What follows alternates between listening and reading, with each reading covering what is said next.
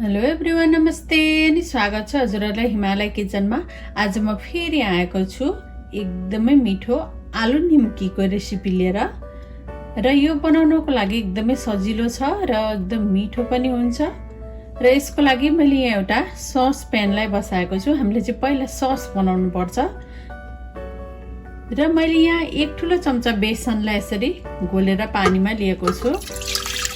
हामीले गिलो चटपटेको जस्तै सस यसको लागि पनि बनाउनु पर्छ। अब यसलाई यसरी राखेर उम्लिन दिनुपर्छ। ल यो उम्लिन थालेको छ। यसलाई चाहिँ यसरी कन्टिन्यू चलाइराख्नुपर्छ। डल्लाहरू यसमा पर्न दिनु हुँदैन। र यति बेला मैले यसमा राख्दैछु 1/4 चम्चा रातो फुड कलर, थोरै नुन राखेँ मैले। र मैले यहाँ लिएको छु 2टा टमाटरको प्युरी। यो चाहिँ मैले होममेड प्युरी लिएको, मैले आफै बनाएको। अब टमाटर राखेर यसरी यसलाई चलाउँदै चलाउँदै एकछिन पकाउनु पर्छ।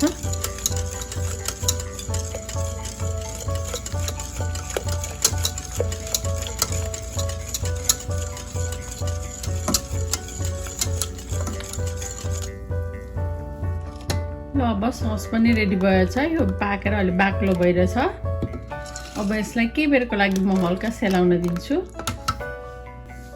ल अब आलु निम्की बनाउनको लागि मैले यहाँ एउटा बललाई लिएको छु। यसमा मैले राखेँ एउटा मिडियम साइजको आलु, यसरी बोइल गरेर अनि पिस गरेर काटेर लिएको छु। त्यसैगरी एउटा सानो टमाटरको बाहिरको भागलाई लिएको छु। एउटा हरियो खुर्सानी, यो पिरो कतिको खान मन लाग्छ आफूलाई त्यही अनुसार राख्दा हुन्छ। एउटा सानो प्याजलाई यसरी काटेर लिएको छु। हरियो धनियाँको पत्ता, 1/4 चम्चा चाट मसला, आधा सानो चम्चा जिरा धनियाँको पाउडर, र मैले निचारे आधा जस्तो कागती यसमा। र मैले राखेँ मैले अघि बनाएको सस। यो सस चाहिँ आफूलाई कति राख्नु मनपर्छ त्यही अनुसार राख्दा हुन्छ। थोरै नुन थप्दैछु म आफ्नो स्वाद अनुसार। र मैले राखेँ 1 कप निम्की यसमा। अब यसलाई मिक्स गर्नुपर्छ। यो सस कति राख्न मनपर्छ आफूलाई पछि पनि यसमा थपेर राख्न सकिन्छ।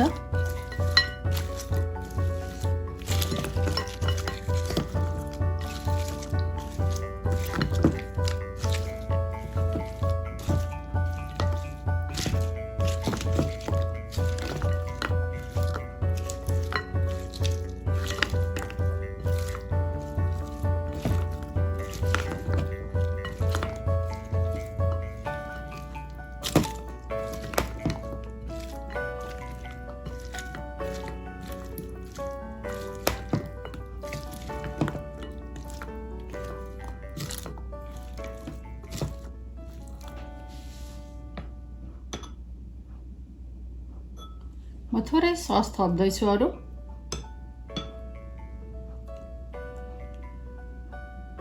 अब मिक्स गरिदिउँ फेरि।